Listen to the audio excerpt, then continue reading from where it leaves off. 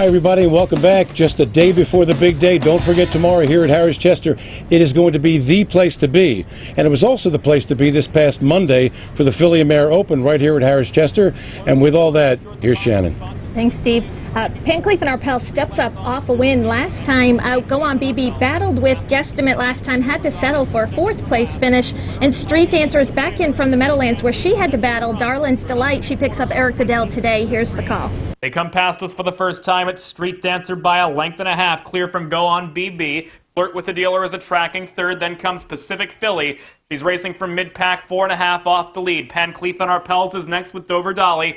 And Bolero Talia trails the Septet as they race single file into the bridge turn. It's Street Dancer still by a length and a half. Go On BB is getting a perfect pocket trip. And Flirt with the Dealer is an up close third. Then comes Pacific Philly, and Pancleaf and Arpels is first over through a half of 55-4. Across the bridge and onto the backstretch, it's Street Dancer with a length and a half advantage from Go On BB in the pocket spot. Pancleaf and Arpels moves up at a third. She's 2 off the lead. Flirt with the Dealer is locked in. Bolero Talia is second over, and now 3 off the lead. Pacific Philly has 4.5 to make up, and Dover Dolly remains at the tail of the field. She's 6 lengths off leader Street Dancer, and Pancleaf and Arpels pokes her head in front. 3/4 in 1:24-2. They're midway around the far turn, and Pancleaf and Arpels in the blink of an eye has opened up by 6 from a fading Street Dancer. Bolero Talia moves up a joint second. Pacific Philly has 8 to make up, and Go On BB needs racing room. They're all chasing Pancleaf and Arpels, who has opened up to a 12-length lead. Pacific Philly in the center of the track with Street Dancer. Flirt with the Dealer the grandstand side, but Pancleaf and Arpels has just turned in an impressive performance. Pancleaf and Arpels absolutely destroyed the field, opening up by 7 in the stretch, and wins with Tim Tetrick here. Second, Pacific Philly and Dave Miller. Third, Go On BB and Yannick Gingras. Time of the mile, 1:51-3. Steve. Okay, Shannon, don't forget tomorrow, the 3 big races to be contested are the $500,000 Colonial Trot, the $500,000 Battle of the Brandywine, and the $350,000 Valley Forge. And we've talked to some of the drivers who are going to be in the race, and here they are. We are here at Harrah's Chester in the Driver's Lounge with a gentleman who is no stranger to anyone who follows this game. He's made the winner's circle 13,000 plus times. His name is Hall of Famer Cat Manzi. Hi, Cat. How you doing? Are you going to be in the big race, the Battle of the Brandywine, here tomorrow at Harrah's Chester? And your horse is a little iffy. Like sometimes throws in a big mile, sometimes doesn't throw in such a good mile. What's the reason for, do you think, the inconsistency? Well, Mercedes, he's been a really nice horse to me, and he's a little on the small side, so you have to be careful how you race him along to get him up to a big race.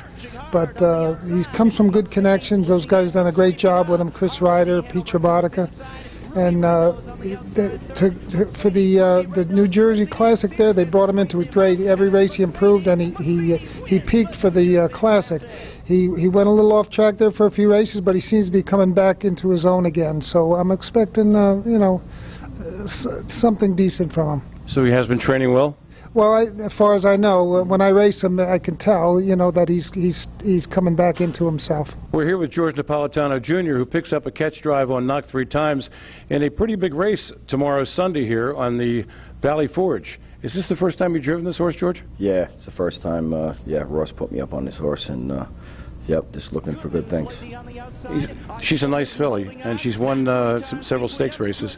What are you looking for? Are you looking to leave with this horse? Do you think you're going to take back, or just wait and see until the gate opens?